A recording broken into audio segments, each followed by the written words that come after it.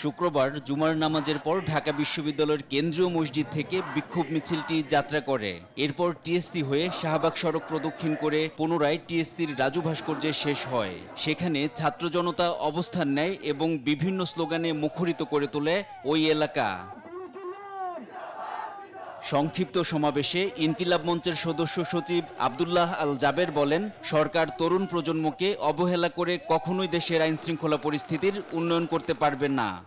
আপনারাই বলেছেন জনগণই সর্বক্ষমতার উৎস, জনগণই সকল ক্ষমতার অধিকারী, সুতরাং এই জনগণ ভিগো ওয়্যার কার্ড প্রয়োজন মতো বাঁকানো যায়, অধিক চাপেও ভাঙে না। ভিগো। যদি আপনাদেরকে প্রতিহত করে মনে করবেন জনগণের প্রতিহত হয়েছে, আস্তে করে চলে যাবেন, আর যাবেন না। এ সময় জাবের বলেন, খুব শিগগির লক্ষাধিক মানুষ নিয়ে হাদি সমাবেশ করার ঘোষণা দেয়া হবে।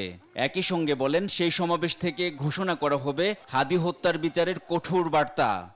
এই হাদি সমাবেশ নির্ধারণ করবে কারা হাদি হত্যার বিচার চায় আর কারা হাদিকে মারতে চেয়েছিল। এই সমাবেশে কারা আসবে আর কোন দল আসবে বা আসবে না সেটাই প্রমাণ করবে হাদি হত্যার বিচার কারা চান আর কারা চান না। এনআই নাহিদ, দেশ টিভি, ঢাকা।